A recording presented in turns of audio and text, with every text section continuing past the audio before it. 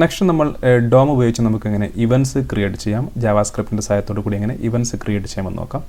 നമ്മൾ ആദ്യമായി ഒരു H1 ഹെഡിങ് ക്രിയേറ്റ് ചെയ്യുന്നു. ഇതിനുള്ളിൽ ഞാൻ ഹലോ വേൾഡ് എന്ന് കൊടുക്കുന്നു. ശേഷം ഇതിൻ്റെ ഞാൻ ID ഹെഡ് എന്ന് കൊടുക്കുന്നു. അതിന് താഴെ ഞാൻ ഒരു ഇൻപുട്ട് എലമെൻറ്റ് ഒരു ബട്ടൺ ക്രിയേറ്റ് ചെയ്യുന്നു, ബട്ടൺ. സോ അതിൻ്റെ ID ഞാൻ BTN എന്ന് കൊടുക്കുന്നു. ശേഷം സേവ് ചെയ്യുന്നു. സോ അതിൻ്റെ വാല്യൂ ഞാൻ കളർ എന്ന് കൊടുക്കുന്നു, കളർ. സേവ് ചെയ്ത് കഴിഞ്ഞാൽ നമുക്കിതുപോലെ ലഭിക്കും. സോ നമുക്ക് ഈ കളർ എന്നതിൽ ക്ലിക്ക് ചെയ്യുമ്പോൾ ഹലോ വേൾഡിൻ്റെ കളർ ചേഞ്ച് ചെയ്യണം. ഇതാണ് നമ്മുടെ ആദ്യത്തെ ഇവൻ്റ് എന്ന് പറയുന്നത്. നമ്മൾ സാധാരണ കൊടുത്തിരുന്നത് ഇവിടെ ഓൺ ക്ലിക്ക് ഇവൻ്റ് എന്ന് പറയുന്ന നമ്മൾ HTML ഡോക്യുമെൻറ്റിൽ തന്നെയായിരുന്നു കൊടുത്തിരുന്നത്. ആ സെയിം ഇവൻ്റ് നമ്മളിപ്പോൾ ജാവാസ്ക്രിപ്റ്റ് ഉപയോഗിച്ച് നമ്മൾ ക്രിയേറ്റ് ചെയ്യുന്നു. സോ എങ്ങനെയാണെന്ന് നോക്കാം. സോ ഞാൻ ആദ്യമായി വാർ ഹെഡിങ് എന്ന് പറയുന്ന ഒരു വേരിയബിൾ ഡിക്ലെയർ ചെയ്യുന്നു.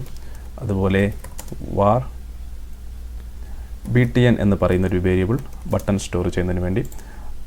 അതുപോലെ നമുക്ക് ഹെഡിങ്ങിലോട്ട് document dot get element by ID, നമ്മുടെ ID നെയിം കൊടുക്കാം, ഹെഡ് എന്ന് പറയുന്ന ID നെയിം കൊടുക്കുന്നു. അതുപോലെ ബട്ടണിലോട്ട് BTNിലോട്ട് document dot get element by ID, BTNൻ്റെ ID ആയ BTN എന്ന് തന്നെ കൊടുക്കുന്നു. ശേഷം നമുക്ക് ഒരു ഇവൻറ്റ് ക്രിയേറ്റ് ചെയ്യാം. സോ ഈ ബട്ടണിലാണ് ബട്ടൺ എന്ന് പറയുന്ന എലമെൻറ്റിലാണ് ഇവൻറ്റ് ക്രിയേറ്റ് ചെയ്യുന്നത്. സോ ഞാനിവിടെ BTN എന്ന് പറയുന്ന വേരിയബിൾ സെലക്ട് ചെയ്യുന്നു. ഡോട്ട് ആഡ് ഇവൻറ്റ് ലിസണർ എന്ന് പറയുന്ന മെത്തേഡ് സെലക്ട് ചെയ്യുന്നു. ആഡ് ഇവൻറ്റ് ലിസണർ എന്ന് പറയുന്ന മെത്തേഡ് ഉപയോഗിച്ചാണ് നമ്മൾ ഇവൻറ്റ്സ് ക്രിയേറ്റ് ചെയ്യുന്നത്. ശേഷം ബ്രാക്കറ്റ് ഓപ്പൺ ചെയ്യുന്നു. നമുക്ക് 2 പാരാമീറ്റേഴ്സ് കൊടുക്കേണ്ടതുണ്ട്. ആദ്യമായി നമ്മുടെ ഇവൻറ്റ്. സോ നമ്മളിവിടെ ക്ലിക്ക് ഇവൻറ്റ് സെലക്ട് ചെയ്യുന്നു, കോമ കൊടുത്ത ശേഷം ക്ലിക്ക് ഇവൻറ്റിൽ നമ്മൾ ബട്ടണിൽ ക്ലിക്ക് ചെയ്ത് കഴിഞ്ഞാൽ നമുക്ക് എന്താണ് സംഭവിക്കേണ്ടത്? സോ നമുക്ക് കളർ ചേഞ്ച് കളർ എന്ന് പറയുന്ന ഈ ഒരു ഫംഗ്ഷൻ നമുക്ക് എക്സിക്യൂട്ട് ചെയ്യണം. സോ നമ്മൾ ഇത്ര കൊടുക്കുന്നു. ശേഷം നമുക്ക് ചേഞ്ച് കളർ എന്ന് പറയുന്ന ഫംഗ്ഷൻ ഡിഫൈൻ ചെയ്യാം. സോ ഞാനിവിടെ ഫംഗ്ഷൻ ചേഞ്ച് കളർ എന്ന് കൊടുക്കുന്നു.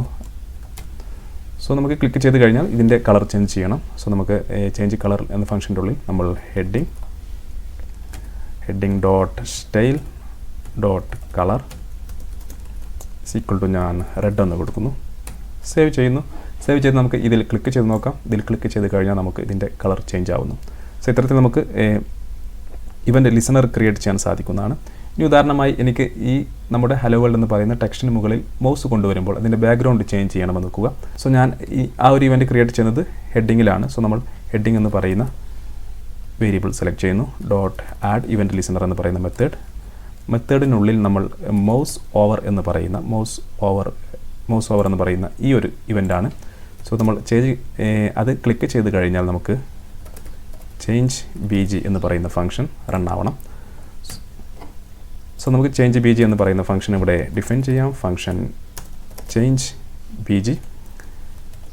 BGക്കുള്ളിൽ നമ്മൾ വന്നതിന് ശേഷം നമുക്ക് heading dot style dot background colour നമ്മൾ ബ്ലൂ എന്ന് കൊടുക്കുന്നു. ബ്ലൂ. സേവ് ചെയ്യാം. നമ്മൾ ആദ്യമായി കളറിൽ ക്ലിക്ക് ചെയ്യുന്നു, അതിൻ്റെ റെഡ് ആവുന്നു. സോ അതിന് മുകളിൽ നമ്മൾ മൗസ് കൊണ്ടുവരുമ്പോൾ നിങ്ങൾക്കിവിടെ കാണാം അത് ബ്ലൂ കളറിൽ ലഭിക്കുന്നു.